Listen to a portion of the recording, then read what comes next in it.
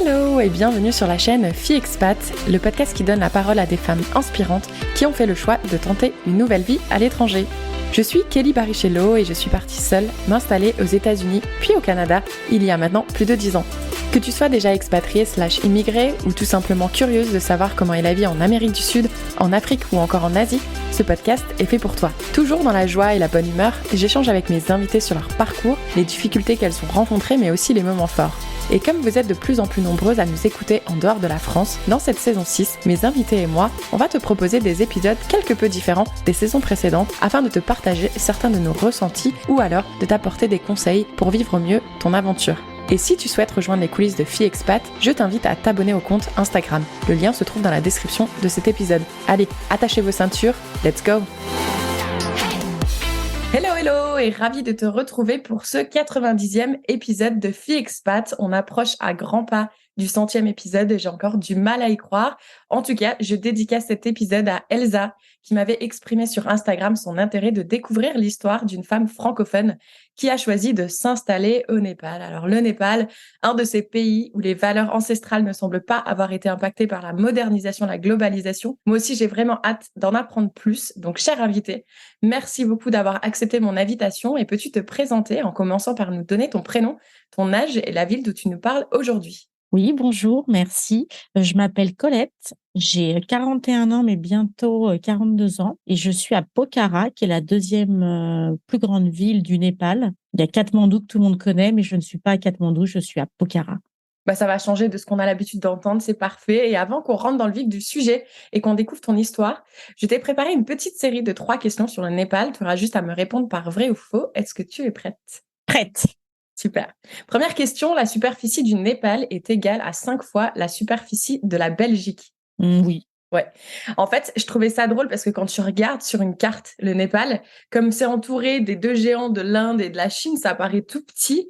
Et au final, quand j'ai regardé la superficie, je me dis, mais en fait, c'est pas petit du tout.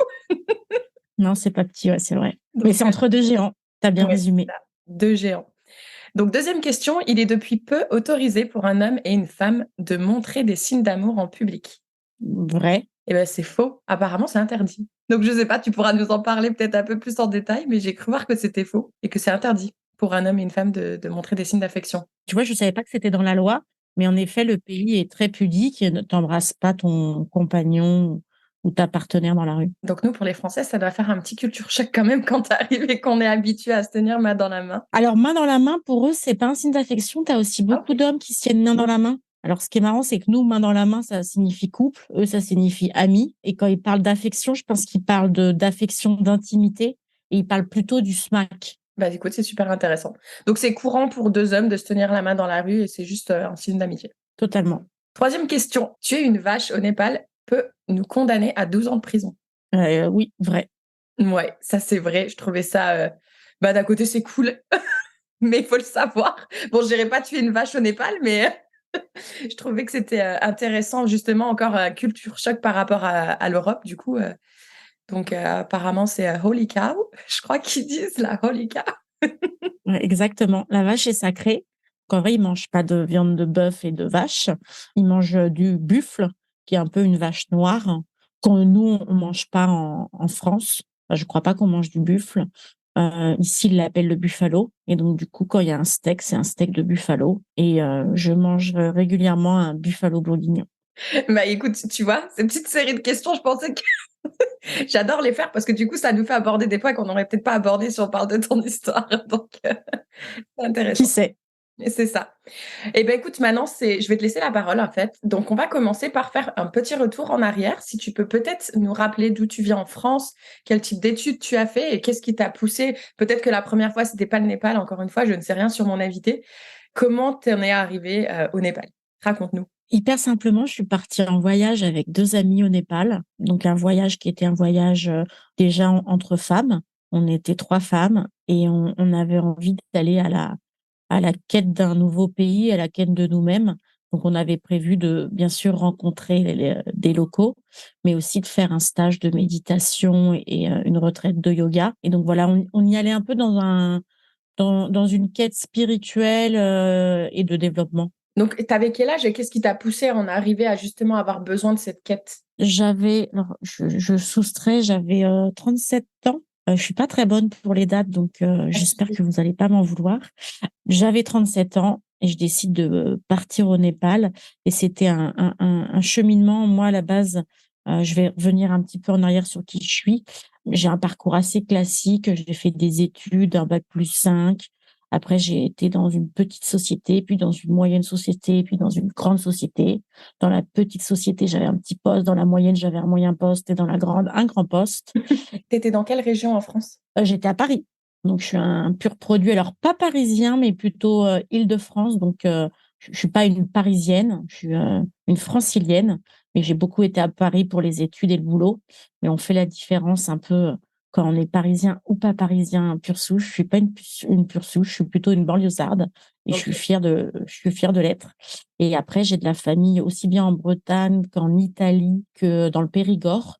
Donc, je pars du principe, voilà, que je suis française, mais que j'ai plein de régions et de départements qui me composent. Et j'ai aussi des origines étrangères, notamment italiennes. Donc, je suis plutôt déjà dans le mindset une citoyenne du monde et une enfant de la terre. Mhm. Donc ça, c'est un peu ce que je dis depuis longtemps. Et encore plus après dans mon cheminement, parce qu'en gros, j'ai 30 ans ou à peu près, et je me rends compte que je suis en couple, que j'ai un super boulot, mais que tout ça manque un peu de saveur, quoi. Donc, la première chose que je vais faire, c'est que je vais quitter mon compagnon après 7 ans de relation. Et ensuite, je vais quitter mon gros poste dans ma grosse boîte parce que je me rends bien compte que sur le papier, j'ai un peu une vie parfaite. Mais dans la réalité, ma vie, c'est un peu un château de cartes. Mon compagnon, il me fait pas vibrer. Et mon boulot, hyper intéressant avec un gros salaire, me fait pas vibrer non plus. À 30 ans, je commence à déconstruire ma vie pour en reconstruire une nouvelle. Et du coup, je voyage, je crée ma boîte, j'ai envie de liberté. Au début, je suis célibataire au chômage, donc un peu les deux choses que les gens peuvent craindre. Et moi, j'en suis fière. Je suis une chômeuse et célibataire heureuse. Ça me fait sourire parce que moi, c'est la vie que j'ai depuis quelques années. Bon, je suis plus au chômage, mais j'ai eu cette petite période de chômage. Juste, j'ai envie de rebondir par rapport à ce que tu dis. Comment tu as fait à cette période? Parce que c'est quand même pas une phase facile quand tu commences à te rendre compte que toutes les cases que tu as cochées, que tu pensais qui allaient te rendre épanouie, au final ne te rendaient pas heureuse. Comment tu as fait pour réussir justement à déconstruire tout ça? Est-ce que tu étais toute seule? Est-ce que tu avais un entourage qui t'encourageait? Est-ce que tu t'inspirais à travers des livres? Si quelqu'un qui nous écoute aujourd'hui et qui est dans cette phase où justement elle se dit ça manque de piment. Comment je fais pour changer tout ça?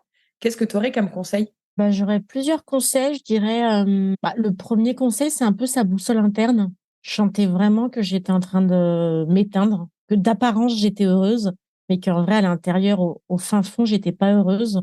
Donc, c'est un peu, tu sais, ta petite voix intérieure, ton âme qui te souffle un message. Du coup, voilà, le plus simple en premier, c'est de s'écouter. Après, moi, j'ai eu aussi, je pense, des rencontres avec alors parfois des amis, des gens qui sont des amis, mais parfois une personne que tu vois une fois, mais qui te dit une phrase et ça résonne dans ta tête. Et après, j'ai rencontré aussi des livres, des films qui m'ont montré qu'en gros, fallait vivre sa vie, quoi. Je pense au film qui s'appelle Le premier jour du reste de ta vie. Bah, je sentais que cette phrase-là, elle me parlait, quoi. C'est-à-dire qu'on a plusieurs vies dans une vie. Et du coup, c'est marrant parce que tu me poses la question, mais en vrai, cette question-là, je me l'étais un peu jamais posée. C'est-à-dire que moi, souvent, on me demande comment tu as fait pour quitter ton gros poste, comment tu as fait pour t'installer au Népal, comment tu fais avec ton boulot. Et moi, je sais que je me pose rarement la question qui commence par comment. C'est-à-dire qu'en vrai, je fais et puis on verra après, quoi. Donc, je suis quelqu'un qui agit un peu dans la réalité et qui réfléchit plus tard et qui conceptualise des fois ce qu'elle a fait et qui, du coup, à travers un podcast, en parle, j'aime beaucoup écrire à travers un poème.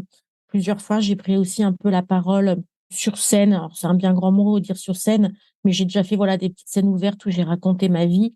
J'ai fait un pécha-coucha sur le célibat heureux parce que je connaissais tellement d'hommes et de femmes qui disaient qu'ils étaient malheureux célibataires, alors que moi, à partir du moment où j'ai quitté mon compagnon après 7 ans de relation, j'ai vraiment senti le premier jour du reste de ta vie. Et quand après j'ai quitté mon gros poste dans ma grosse boîte, et ben j'ai ressenti la même chose. J'ai ressenti que j'ouvrais un champ des possibles, quoi, et que j'allais écrire et que j'allais construire cette fois-ci, et que j'allais peut-être cocher des cases que j'avais même pas imaginées. Alors, cocher des cases, plutôt cocher à côté de la case. J'aime bien la phrase think outside the box parce que justement, voilà, on veut cocher dans les cases, mais c'est souvent à côté de la case qu'est le bonheur, ou en tout cas quelque chose qui s'en rapproche. Et après, je pense que j'ai aussi été accompagnée, au-delà des livres et des rencontres et des films, j'ai été accompagnée par des thérapeutes. Donc en vrai, ça va de la psychologue en passant par une thérapeute en kinésiologie avec des chamans. C'est-à-dire qu'en vrai, moi, j'aime les médecines douces et les médecines dures et j'aime être la meilleure version de moi-même. Donc, j'aime régulièrement prendre soin de qui je suis et je dirais, après cette période, ce 30 ans où je me suis rendu compte, qui est une date fatidique, hein, qui est une dizaine, je me suis dit, c'est marrant, j'ai 30 ans, je suis au début de ma vie, oh, j'avais l'impression que tout est fade dans ma vie, quoi.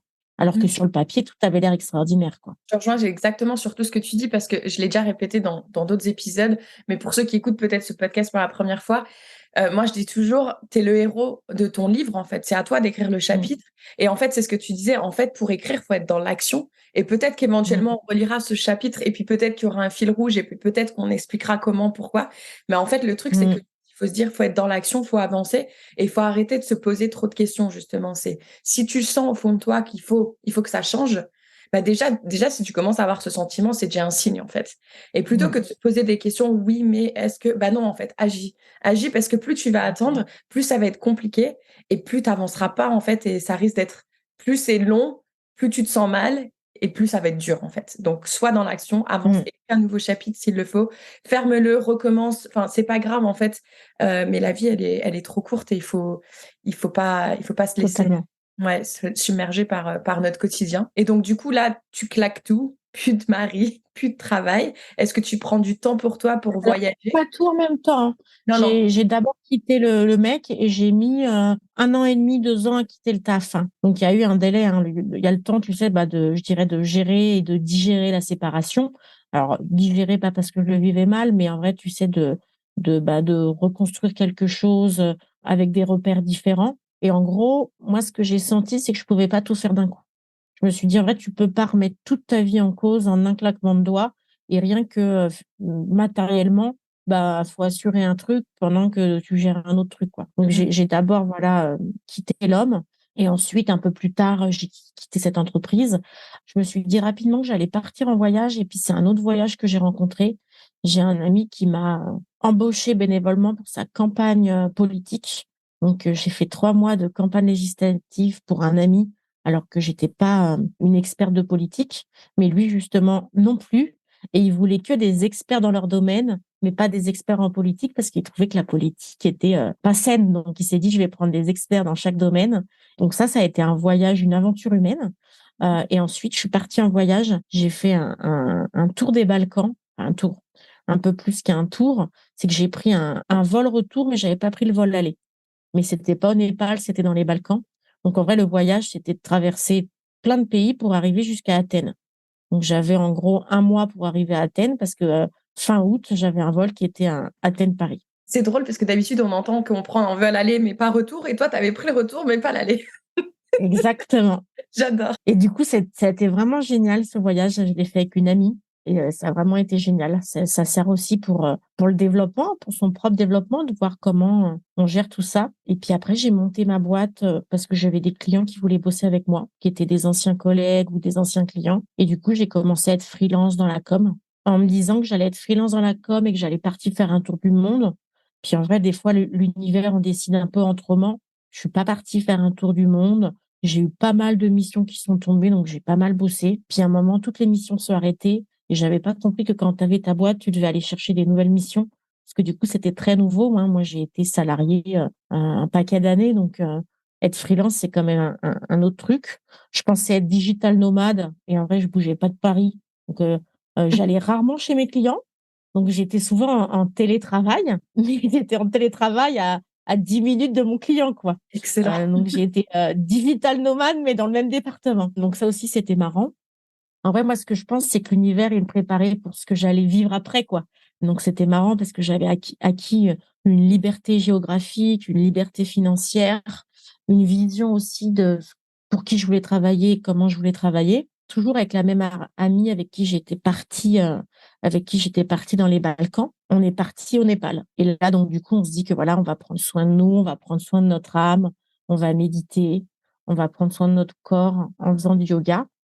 Et puis, on va découvrir une nouvelle culture pour nous ouvrir à d'autres horizons et pour des fois aussi nous resituer dans l'échelle mondiale, quoi. Et donc, du coup, on est parti au Népal en voyage. Je dirais, ouais, la première intention de ce voyage-là, c'était la spiritualité, la sororité. On était trois amis, on faisait un voyage, entre guillemets, spirituel.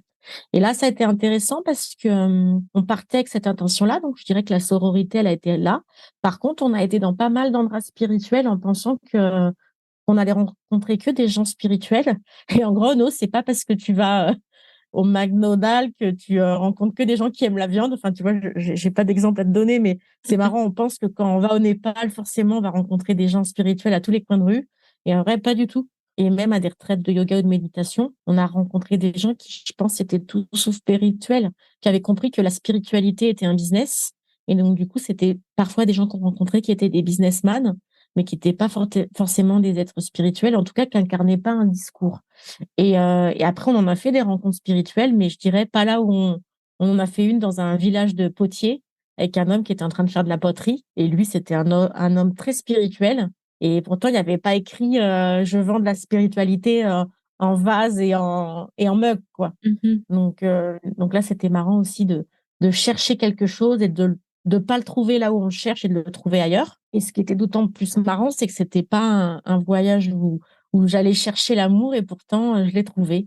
Donc l'avant-dernier jour de mon voyage, j'ai rencontré un homme et ça a un peu bouleversé ma vie, quoi. Donc voilà, c'était marrant parce que moi j'avais eu plusieurs tentatives d'expatriation. Donc je suis un peu comme les gens, comme ton public dont tu parlais, qui ont cette envie d'être digital nomade, qui ont toujours un peu projeté l'expatriation. J'ai toujours senti que j'allais vivre ailleurs qu'en France. Et donc du coup, juste après mes études, je suis partie vivre en Australie.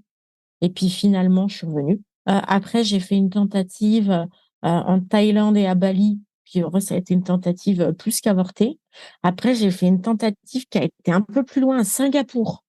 Mais pareil, au final, ça s'est pas fait. Et après Singapour, je me suis dit, bon, faut que tu arrêtes de croire que tu vas t'expatrier. Je pense que c'est un rêve.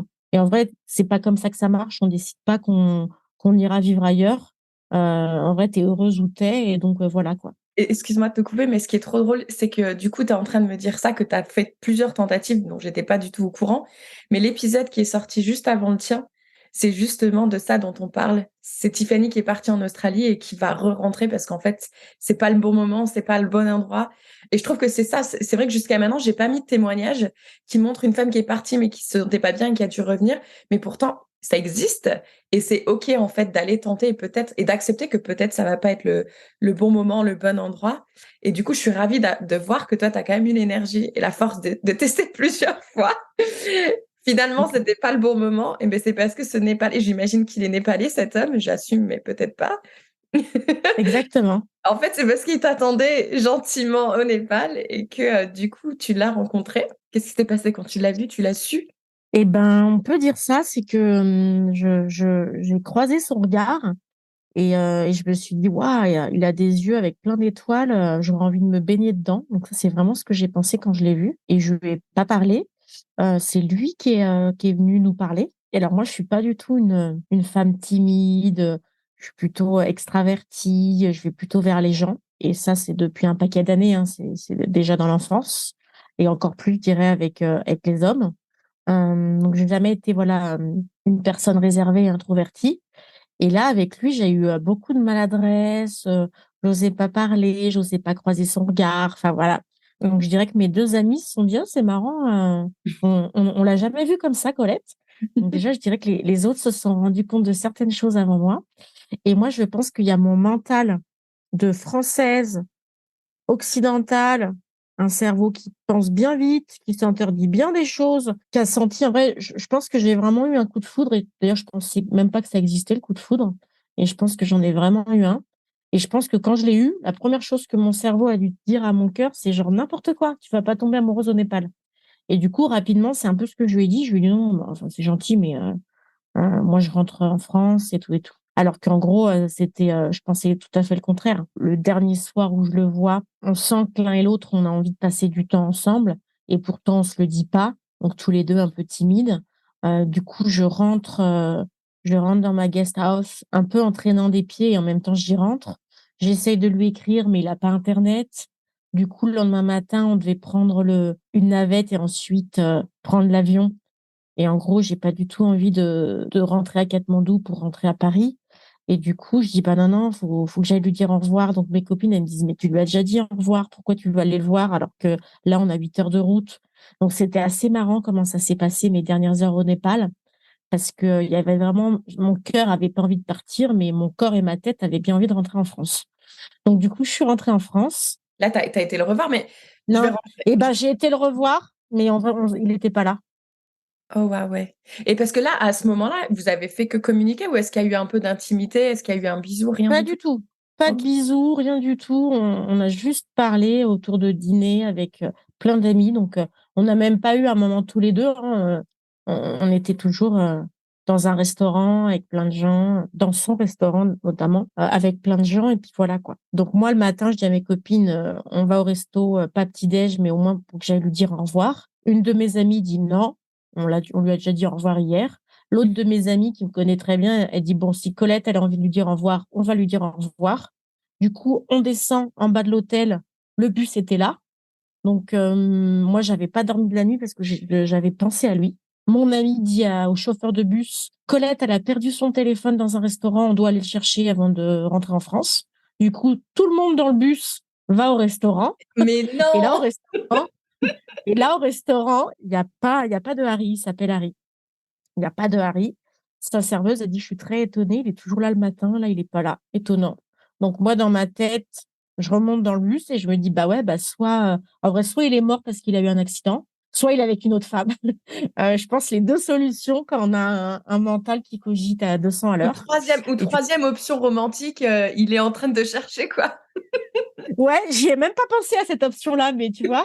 Donc voilà, je rentre, 8 heures de bus, donc tu vois, j'ai eu le temps de bien cogiter. Et là, j'ai un message de lui qui me dit, écoute, j'ai pas dormi de la nuit parce qu'à chaque fois que je fermais les yeux, il y avait ton visage qui apparaissait. Je viens dans 8 mois en France, on se verra en France. Donc là, je me dis, ah chouette, bah lui aussi, il a pas dormi. Lui aussi, il a pensé à moi, donc voilà. Il me dit, pourquoi t'es venu? Bah je lui dis pour te dire au revoir. Et puis pour passer un peu de temps avec toi, bah, il me dit, si tu as vraiment envie de me dire au revoir et si tu as envie de passer du temps avec moi, bah, fais demi-tour et passons ce temps ensemble. Et là, je lui réponds, écoute, on n'est pas dans un film. Moi, j'ai mon avion dans 3 heures, donc bon, bah, on se reparle demain, quoi. Donc, ce qui est marrant, c'est qu'à chaque fois qu'il y en a un qui tendait une perche à l'autre, bah, on la saisissait pas, quoi.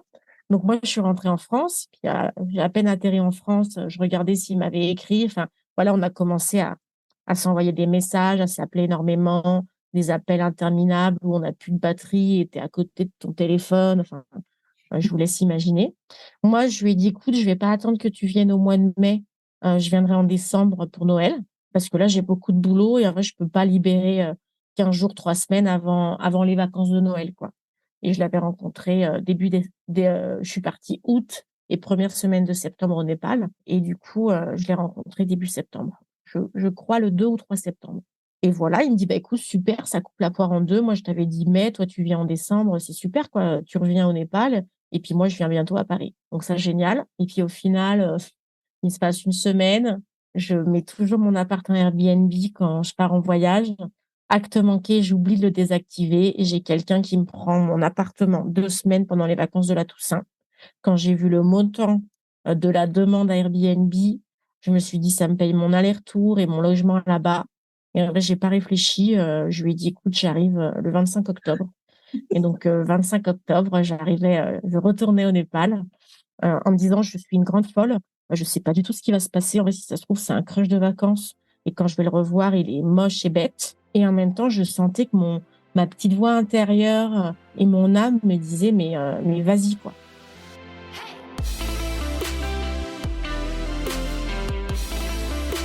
Et voilà, c'est déjà la fin de la première partie de ce témoignage.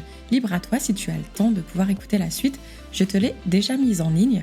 Si tu n'as pas le temps, je comprends parfaitement. C'est pour ça que je te l'ai coupé à un endroit stratégique. Et on te retrouvera plus tard pour la suite de son témoignage. Et n'oublie pas de t'abonner à la chaîne Fille Expat si tu ne souhaites rater aucun épisode. C'est gratuit et c'est disponible sur toutes les plateformes de podcast en un seul clic. À très vite!